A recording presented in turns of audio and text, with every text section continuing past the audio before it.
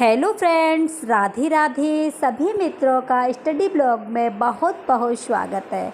देखिए फ्रेंड्स, आज का ब्लॉग बहुत ही इम्पोर्टेंट है। जो भी बहनें हमारी सोचती है कि हमारी शादी हो गई है, हम पर बच्चे हैं, आखिरकार हम अपनी तैयारी करने के लिए आपका लक्ष्य निर्धारित होना चाहिए, आपका गोल होना चाहिए और उस गोल पर तब तक कार्य कीजिए जब तक आपको सफलता नहीं मिल जाए। जिस दिन आप खुद से मेहनत करेंगे तो आपको सफल होने से कोई भी नहीं रोक सकता। तो आपका जो भी लक्ष्य है उस पर आप लग जाइए और सफलता तक पहुंचने के लिए असफलता से तो आपको लड़ना ही होगा। सही करने की हिम्मत उसी में आती है जो गलती करने से नहीं डरते। तब तक अपने काम से काम रखिए जब तक आपको सफलता नहीं मिल जाए, क्योंकि हर कोई व्यक्ति किसी न किसी में चैम्पियन अवश्य होता है। आपके अंदर भी क्वालिटी है। आप क्या समझती हैं सिर्फ घर गृहस्थी तक ही है? नहीं, आप अपने आप को पहचानो। आपने जो लक्ष्य थामा है आप उस पर वर्क कीजिए और सोशल मीडिया के माध्यम से आप जहां चाहें वहां पहुंच सकती हैं। इसलिए कार्य आपको करना होगा। टाइम कैसे निकालना है ये आप लोग ब्लॉग के माध्यम से देख सकते हैं, क्योंकि देखिए मेरे साथ में भी बच्चा है, गृहस्थी है, जॉइंट फैमिली है और मुझे अपने लक्ष्य का ध्यान रहता है, क्योंकि मुझे इस पर कार्य करना है। ये सिर्फ मेरा कार्य है। इसलिए जिस दिन आपने ये ठान लिया कि ये मेरा काम है और इसे मुझे मन लगा कर के करना है तो आपको सफलता अवश्य मिलेगी। देखिए, जिसके लिए आप लग रहे हो ना, वो कभी भी आपको खुश नहीं रख सकते, क्योंकि खुश रखने की शक्ति सिर्फ परमात्मा में है। जब भी आप हताश हों, निराश हों, ईश्वर से प्रार्थना करें, क्योंकि वही ठाकुर जी हैं जो हमारी इच्छाओं की पूर्ति करेंगे। बाकी की दुनिया तो सिर्फ आपको पैर पकड़ के खींचेगी कि जिस तरीके से हम हैं वैसे ही आप हो जाओ। लेकिन आपने पढ़ाई की है, ये शिक्षा ही तो है जो हमें हर एक अच्छे इंसान से मिलाती है। तो जब भी आप परेशान हो, हताश हो, सिर्फ ठाकुर जी के सामने विनती करें, वही आपको रास्ता दिखाएंगे।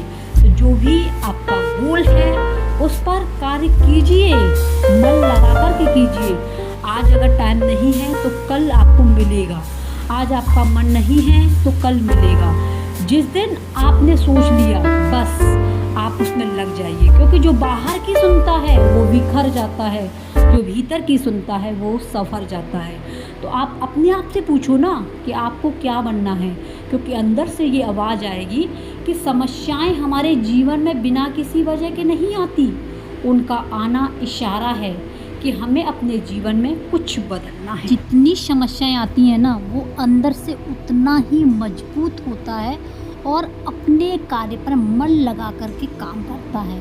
इसलिए आप लोग समस्याओं से बिल्कुल मत घबराइए, क्योंकि हर एक गृहस्थी में कुछ ना कुछ प्रॉब्लम अवश्य होती हैं। इसलिए आप अपनी परेशानी को सिर्फ एक छोटी समस्या समझें, क्योंकि अनुमान गलत हो सकता है पर अनुभव कभी गलत नहीं हो सकता, क्योंकि अनुमान हमारे मन में कल्पना है और अनुभव हमारे जीवन की सीख है।